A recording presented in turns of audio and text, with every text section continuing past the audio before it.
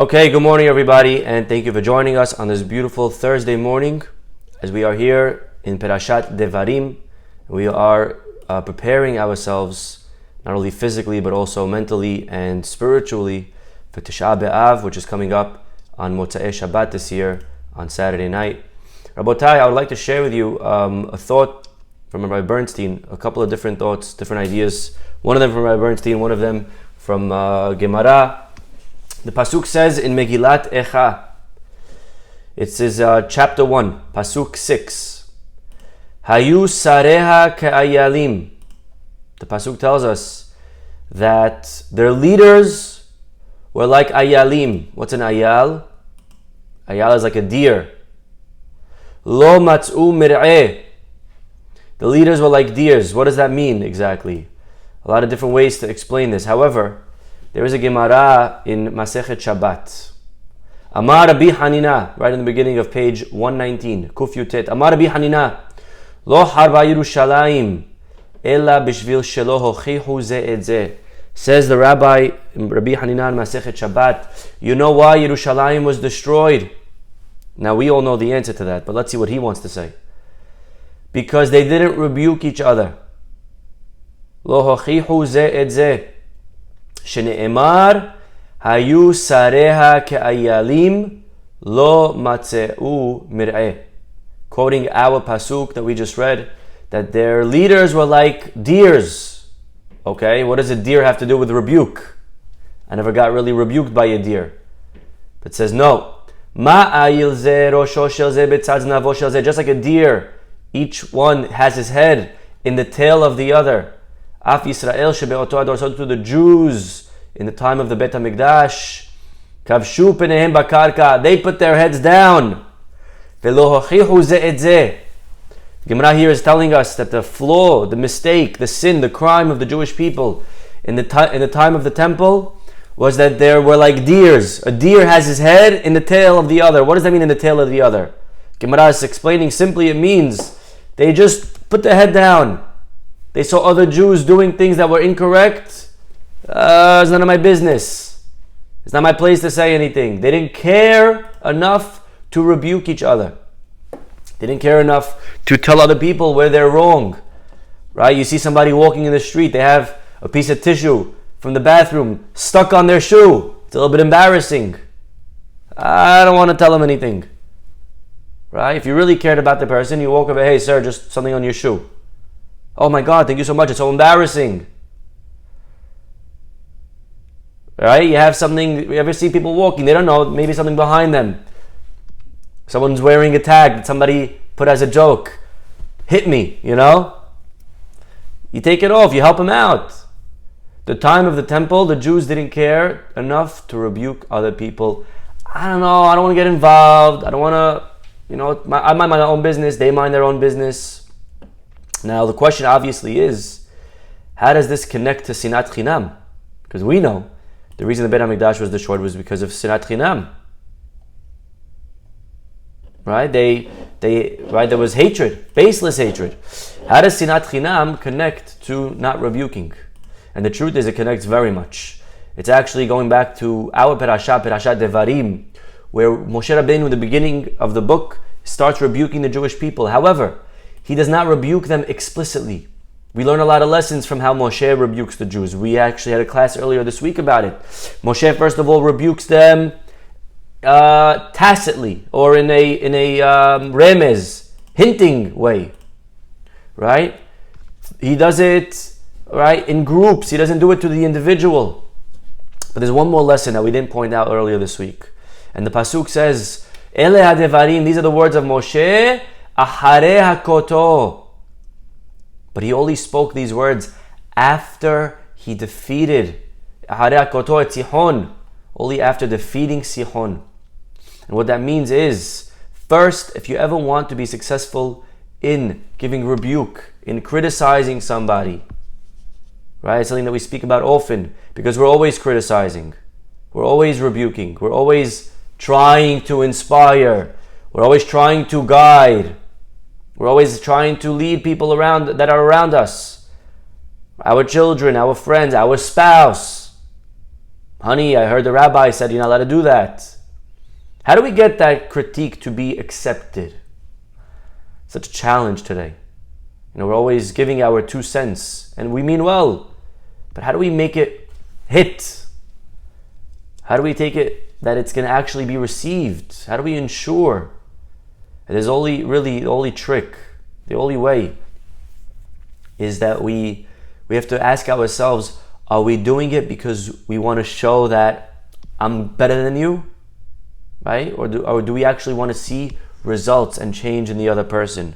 And if we're honest with ourselves, a lot of times we're happy to see them make mistakes. And we're happy to point out that they don't know what they're doing, because deep down it makes us feel good. It reminds them and us that I'm better than you. Just pointing out you're not perfect, and that's a mistake, because the only way our rebuke will ever be received by the other person is if they actually feel that we are only concerned with their best interests in mind. Something again that we spoke about many times, so I'm not going to go too long. We're going to delve too much into this. But Moshe Rabbeinu knows that. He only rebukes them after he shows them that he cares about them. How do you show someone that you care about them? You get rid of their problems. You help them. It's an unbelievable story. I need you to hear the story. In the time of the Holocaust. Oh, horrible story. It's an amazing story. But you see how, we know they were given every day a small portion of bread. Now, if you knew what's good for you, you ate it right away. You didn't hold it, because you never knew if in 5 minutes it'll still be where, people were jumping on each other. People were starving. Well, one boy, one day, he received this piece of bread and he quickly gobbled it down. He was starving. This is Auschwitz, And there was an elderly gentleman there, and he saw how this boy acted. He saw how this boy quickly gobbled it all up. And he went over to the kid and he said, "Young man, that is not how a Jew eats. I understand you're hungry. I understand you're starving. I understand you're tired and you're weak. But we say a bracha before we eat." Okay? This is what the man tells the kid. And all of a sudden, this elderly man pulls out his piece of bread. He cuts it in half. And he hands this boy half of his piece of bread. He says, "Now, try again. Now, try it with a bracha." That's real education. That I'm willing to even lose a little bit from my own bread. I'm willing to lose from my own comforts, from my own food. Because I'm not here for me, I'm here to see you get it right. And you getting it right means you have to try again. Here's another piece of bread. How often do we do that? When we're criticizing other people, are we really willing to maybe, and this is a good question to ask yourself. It's a very important question to ask ourselves. When someone is around us that we are trying to guide, trying to educate, whatever fancy word we want to use, are we willing to help that person? If that person says, "You know what? You want me to go pray? You're pushing me to go to shul? All right, I need a lift. Could you pick me up every day at 8 a.m.? If the answer is no, then don't bother rebuking that person, because you don't actually care to help them. Because if you did care, then if they ask you for help, then we would help them. We would find ways. Whatever the example is, fill in the blank. The Gemara says that when witnesses come to testify on the moon, right? Imagine 2 witnesses. Back then, how do we know when it's Rosh Chodesh? We didn't use a calendar. We wait for 2 people to walk into the Beit Din and to testify. We saw today a new moon, the tiniest sliver. Now the Beit Din has to interrogate them, to question them, to verify that it's emet, legit. They would ask them some questions. One of the questions is, which way was the moon? Which way was the crevice? This way, that way, right? And the Gemara says you should always know, there's a rule, that the moon, the sun will never see the pegima, the black space of the moon. I want you to draw in your mind a moon, okay? A little tiny half circle. There's 2 ways that you could draw it. You could draw it this way, and then you could draw it this way, right? Now, the Gemara says that if the witnesses say that the moon was like this, they're wrong. Why? Because the sun, here's the sun will never see the whole or the black of the moon. The sun always sees the yellow of the moon. It'll never see the black of the moon. Now we know scientifically why that is. Where does the moon get its light from? It gets its light from the sun. So if the sun is here, it's impossible that the crevice will be this way.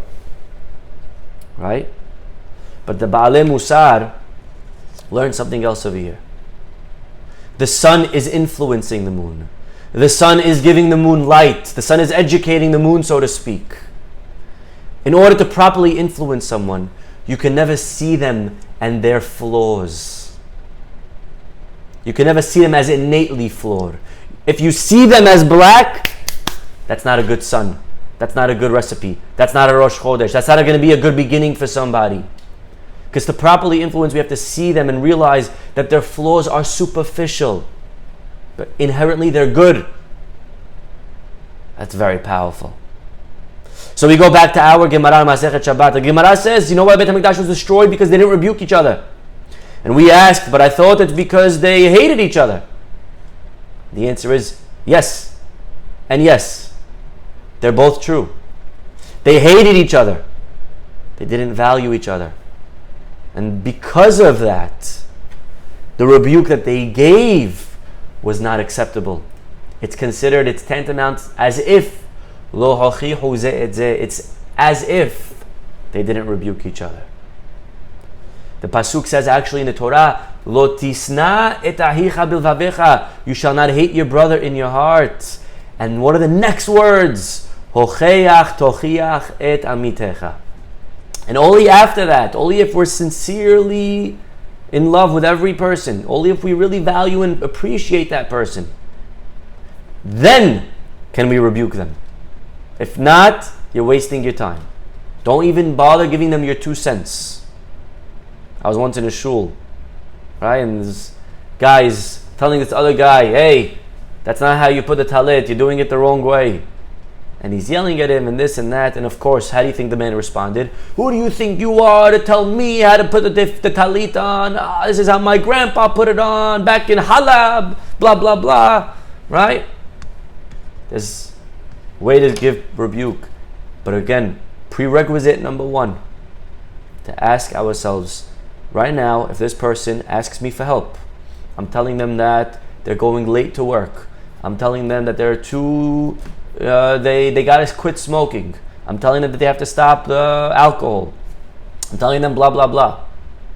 If they said, you know what? All right, could you help me I can't afford a therapist. Could you pay for me to go to a therapist? Would we be willing to help them? If not, then don't do it. That's point number 1. However, there's another beautiful idea that I heard from Rabbi Bernstein. And it really is... unbelievable. Each one has his head in the tail of the other. Again, simply, they are looking down. Says Rabbi Bernstein, but it's not what it says. It doesn't say they were looking down. It says they had their head in the tail of the other. What does that mean? But there are 2 types of rebuke. There's 2 types of ways to give or receive criticism. The first way is when a person gets up there by the podium and he starts preaching to the crowd. A person calls you up and says, hey, so I want to let you know, I saw what you did, it's not nice. Right? Someone verbally communicates to us that we're doing something wrong. That's rebuke number 1. But there is another type of criticism, and it's not a spoken type of criticism. You know what that criticism is? When you see somebody who is living such an amazing life, when you see somebody else who's, let's say you smoke, and you see somebody else quit, that's a rebuke. They didn't say anything, but just witnessing it, just seeing it, all of a sudden, there's this little bug in our head. We ask ourselves, whoa, maybe I should quit also. We see somebody who does so much chesed. There's a dinner honoring somebody, and they point out, they do this, they do that, they do this. No one's rebuking us. But on our own, we're ashamed. We're like, wow, look what they did through Corona. Look what they started doing. Am I doing that? Did I find they found time to start doing all of these acts of chesed. I maybe could find time in my schedule to do it. We see a regular guy in the shul finish masechet. They do a siyum. What? This guy does a siyum? He's a businessman. He's a very successful businessman. When does he learn? He learns every day at 6 a.m. He does the daf yomi. Every day he sits there, he learns Gemara. Wow. Psh. You know, I think I should start learning Gemara. If he could make time, I could make time. Again, it's a rebuke, but no one said anything. You just witnessed somebody who upped their game. And automatically we ask ourselves, maybe I should do the same. We get inspired to want to be like them. However, in order for us to really be inspired, to want to emulate them, there's one condition. There's one prerequisite. We have to value that person. We have to respect that person. Because if you don't, it could actually be counterproductive. It could have the opposite effects. If there's somebody that you don't respect, and I say, look, this man, he's doing a siyum, he's finishing a masechet. Instead of saying, wow, you know what? I could start doing Gemara. The opposite could happen. If you don't respect that person, you could say, wow, what a bad guy. What a rasha. You know, he wakes up at 6 a.m. to go learn, and he's leaving his wife alone with the kids, having to send them off to work. So shameful. That's a bad guy. You tell your rabbi, some people, they have all of the values warped up. They have their values all messed up. I told you a story already, right? Rabbi Prague, guy comes to him, he says, Rabbi, you know, I see these people buying etrogim for $200. I think it's a big averah. I think you're supposed to buy an etrog for $30, $35, buy the set, and give $100, $150 to tzedakah. What are you spending $200 on an etrog for? Right? Rabbi Prague turns to the man and he says, why do you drive a BMW for $800 a month? You could drive a Honda for $179, and you could give $600 to tzedakah. Right? Now again, here is this Jew who is going out, and instead of going out and buying lunch, instead of going to Reserve Cut, instead of going for dinner, he's giving the $200 for a mitzvah. Such a beautiful thing, such an admirable thing. Get inspired from that. But what does this person see? Not only doesn't he get inspired, but he actually despises the act, and he's disgusted. Why? Because he doesn't respect the person that was doing it. For whatever reason that was, how he was dressed, or the superficial, the judging that he posed upon the person. But if you respect somebody, you'll see, wow, that's a beautiful act, you know? I should maybe start investing more into my mitzvot. Maybe my mitzvot are also lacking quality. Maybe I should start, stop trying to always get away with cheap when it comes to mitzvot. You know, some people, they throw a bar mitzvah for their son. They throw a bat mitzvah for their daughter, right? They're throwing a party, and when it comes to the whole, they pay top dollar. And when it comes to the caterer, they pay top dollar. And when it comes to the designer and the flowers and the entertainment, they're paying top dollar. Few $100,000 on a bar mitzvah. And then when it comes to the tefillin, Rabbi, give me your cheapest pair. They're bargaining for $200-$300. Right, so that's a musar that somebody could take. You know what? Maybe I'm a little bit too cheap with my mitzvot. But it had the converse effect. Why? Because when you don't respect the person, so not only don't you get inspired, but you actually find that very act that they're doing, why it's actually a sin. Does that make sense? It's beautiful. When the rabbis say that their heads were in the tails of the other people, like a deer, Each one had their head by the tail. You know what it means? It means each and every one of us, we have heads and we have tails. We have virtues and we have flaws. We have good things about us and we have bad things about us. I'm sure everyone in this room, in this chat, that's listening, everyone in the world, I'm sure you right? Think about your partner, your spouse, your friend, whoever you right, your roommate, doesn't matter. List 2 good things about them. If we thought we could do it. List 2 bad things about them. Rabbi, I can list you 20. We also have flaws, by the way. We have good things and we have bad things about us. Now, we may not necessarily know what they are. Some people know what their virtues are, but they don't know what their flaws are. Some people know what their flaws are, but they don't know what their virtues are. And both are no good. We have to know who we are. We have to know what we're not, so that we can know what to fix. But we also have to know who we are, so that we can know what we can accomplish. That's one of the famous lines of Rav Yerucham. You need to know your flaws and your virtues. Everybody has heads and tails. Everybody has good and bad. But the Gemara says that in the time of the temple, they were like deer. Their head was focused on the tail of the other person. Each one was pointing out where their friends are no good, where they're lacking. You don't pray enough. You don't learn enough. You're not a good enough husband. You're impatient. You're not a good mother. You're this. You're that. And therefore, the Gemara says they didn't receive proper rebuke from each other because their head was focused on the other person's flaws. So when they saw people around them who were doing amazing things, buying an etrog for $200, it's a beautiful thing. It's an averah. Give the money to tzedakah. Why? Because they looked down at the person. They looked at the tail of the person. You know, we said back by Perashat Beshalach, when the Jewish people were fighting Amalek for the first time. Remember this, the episode? Amalek came fighting us right after we left Egypt. The Pasuk says that Moshe Rabbeinu, let's open it up. It's right literally at the end of Perashat Beshalach. It says that Moshe Rabbeinu would pick up his hands. And when he would pick up his hands, the Jewish people would start winning. V'haya ka'asher yarim Moshe yado.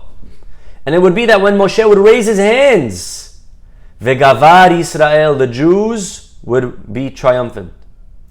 V'ka'asher yaniach yado, when the Jews would put his hands down, when Moshe would put his hands down, V'gavar Amalek, then Amalek would be triumphant. There's an unbelievable Mishnah in Masechet Rosh Hashanah. The Mishnah quotes this pasuk that when Moses would pick up his hands, the Jews would win. When he would lower his hands, Amalek would win. Asks the Gemara, V'chi yadav shel Moshe osot milchama. This is Masechet Rosh Hashanah, page 29. Could it really be so simple that Moshe's hands would win or lose the war for them? Ela lomar lach, rather, the lesson is as follows. Kol zman shehayu Yisrael mistaklin klapei ma'ala.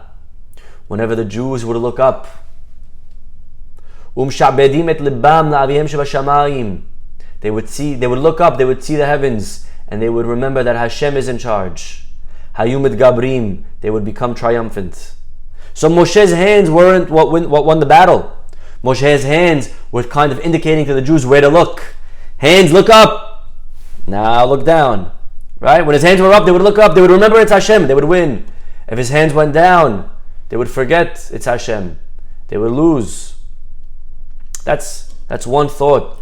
That's definitely the simple interpretation of this Gemara. However, there is something very, very powerful over here, and that is as follows.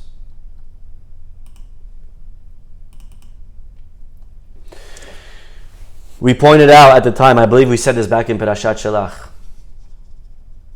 that in order for us to ever be successful, in general, whether it's with Amalek or whether it's with Haman, right? It's the famous rule that when the Jews have achdut, when the Jews have unity, we are invincible.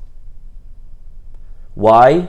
Because when we have shalom, when we have unity, the Shekhinah rests upon us. When we're one, Hashem could reside amongst the Jewish people. When we're divided, Hashem is not there. If Hashem's with us, then we win. If Hashem's not with us, then we lose. Well, what will decide? What's the determining factor whether or not we have shalom? The answer is if we are able to appreciate other people because of their virtues. So long that we're focused on where people are lacking, and it doesn't have to be a specific person, it could be a group of Jews. I don't like those Jews because those Jews do those bad things. Those people that are of that shul, that are of that philosophy, that are of that origin, those type of people, that's also sinat chinam, that's also hatred. Focusing on why they're not good. Oh, Rabbi, I don't like these type of Jews. You know why? They're so dishonest. Those type of Jews, they're so disrespectful. Those type of people, they're so rude. Those. So long that we do that and we focus, yes, it's true. Maybe it's true. Maybe they do have those problems. But everyone has problems. Everyone is bad. Not everyone is bad. Everyone has bad things. Everyone has flaws. Nobody's perfect. Our parents, our siblings, our kids. Everyone has good and bad. The question is, what do we emphasize? What do we highlight? Where do we put our focus? Where do we put our attention? Everyone has ma'alot and chesronot, virtues and flaws. When the Jews would look klapei ma'la, that simply means if they would look up. But it could also mean ma'alot, it could also mean the virtues.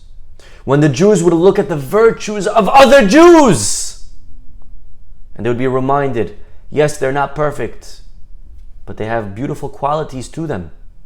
And I have to be able to respect and admire that. Then their achdut, then their love for each other would increase. And then the Shekhinah would reside, and then they would defeat Amalek. But when they didn't look up, when they saw each other's flaws, when they just saw how everybody around them is just so bad, so many bad things, so many bad people around me. Why are you choosing to look there? Why don't you look there? Why are you choosing to focus on the negative? There's also positive. Why don't you point that out?